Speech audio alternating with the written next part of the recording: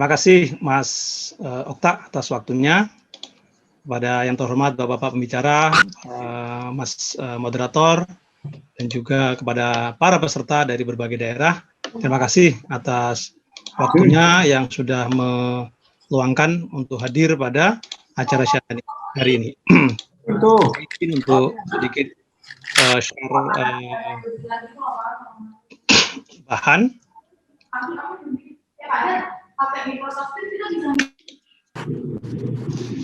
Yang terhormat Bapak-Bapak Ibu semua, para pembicara dan para peserta yang kami muliakan. Pertama-tama tentu saya atas nama DCSC dan juga kita semua berbelasungkawa ya atas berita hari ini meninggalnya Syekh Ali Jaber ya. Salah satu ulama yang kita sering kutip seperti itu. Semoga beliau diterima di sisi Tuhan Yang Maha Esa.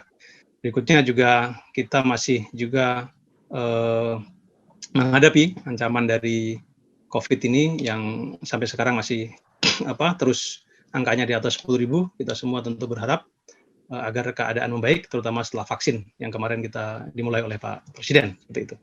Kita tentu berharap bahwa keadaan lebih baik lagi ke depannya.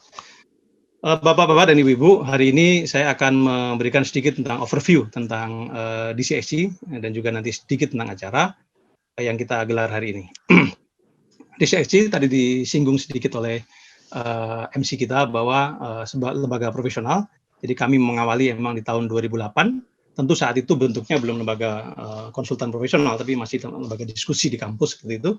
Tapi akhirnya pada tahun 2014 kita bisa tingkatkan menjadi maksimalisasi fungsi menjadi konsultan profesional dengan klien kami atau bidang pekerjaan kami private sector dan juga publik. Nah, di private sector itu kami mengerjakan misalnya public research, public policy research, terus kemudian market intelligence, dan juga hal-hal yang lain. Sementara di publik atau tanggung jawab publik yang seperti hari ini, kita memberikan atau kita menggelar acara untuk memberikan pemahaman kepada publik akan pentingnya situasi hari ini untuk publik mendapat gambaran sejauh mana sesuatu yang nyata, yang real, agar kita bisa mendapatkan hasil atau penilaian yang realistis, yang rasional, dan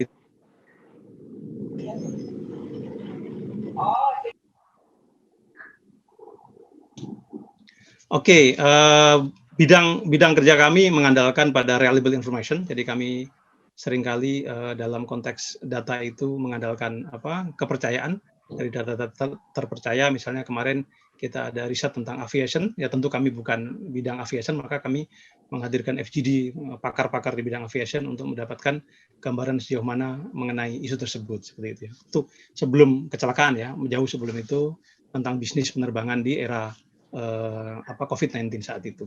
Kemudian prinsip kami kedua adalah independent analysis. Jadi kalau kami bekerja dengan klien itu, mereka tentu saya kira Pak Rian juga Pak Aris, Prof juga Ibu Sinta dari Kadin pasti memahami bahwa semua perusahaan pasti sudah punya internal risk management dan analis segala macam.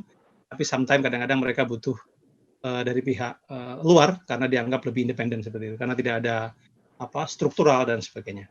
Selain di bidang company atau bidang bisnis, kami juga terlibat di sejumlah pemilihan atau pemilihan umum atau election project. Yang terakhir mungkin kemarin Pilkada 2020, sebelumnya 2 Pilpres 2019 dan 2014 ya. Jadi memang kami banyak berkecimpung di sana, membantu para baik penyelenggara maupun pasangan calon atau partai politik untuk bisa mendapatkan hasil yang lebih baik seperti itu. Ya alhamdulillah dengan modal seperti itu sampai sekarang kami memiliki network tidak hanya di Indonesia tapi juga di ASEAN atau di Asia Tenggara, di Southeast Asia Network seperti itu. Hari ini saya dengar juga beberapa teman dari Southeast Asia juga hadir di tempat ini. Thank you for join with our event today. Dan berikutnya yang bisa kami sampaikan bahwa efek dari network tersebut hari ini atau mulai tahun 2016 kami bisa membuka representative office di Manila, itu di salah satu kantor di Makati District bersama staf kami di sana seperti itu. Karena ya urusannya tidak jauh-jauh ya terkait dengan bidang-bidang tentang company, karena company sebagaimana kita tahu sejak 2015 ada masyarakat ekonomi ASEAN atau ASEAN Economic Society yang itu kemudian menjadikan ASEAN menyatu, dan akhirnya bidang kami pun juga menyatu ke sana. Nah, beberapa event yang kami kerjakan atau kami hadirkan di beberapa waktu sebelumnya, diantaranya tentang penerbangan di bulan Oktober, kemudian Undang-Undang Cipta Kerja di November, kemudian Pilkada kemarin di Desember, dan juga beberapa kali mengundang para tokoh untuk menyampaikan highlight mengenai isu-isu internasional dan isu-isu tentang pembangunan demokrasi dan pembangunan ekonomi. Oke, hari ini kita temanya tadi disinggung oleh MC, Mas Okta, bahwa post-COVID-19 roadmap di bidang ekonomi outlook ya, ekonomi outlook 2021 ya. Nah, kalau kita lihat bahwa hampir semua lembaga pemeringkat dunia hari ini, nanti Mas Kang Hardy bisa memperdalam ya, karena beliau bidangnya, saya kira masih memberikan satu warning, situasi yang tidak menggembirakan. Kalau kita amati, IMF misalnya memperkirakan global growth sekarang atau tahun ini hanya sekitar 5,2%, kemudian OECD juga masih di angka itu.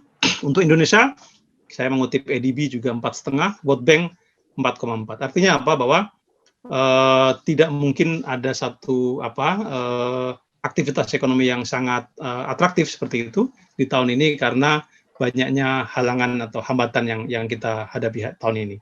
Selain COVID tentu masih banyak juga beberapa layoff yang terjadi sebelum COVID juga itu menjadi tantangan. Saya kira nanti juga kalangan perbankan Pak Rian bisa memberikan dan juga BKPM nanti kita harapkan bisa memberikan peta sejauh mana upaya yang sudah maksimal dilakukan sampai hari ini, apakah bisa meningkatkan trust dari international companies untuk datang dan sebagainya. Nanti Pak Aris punya data banyak itu yang saya tahu gitu.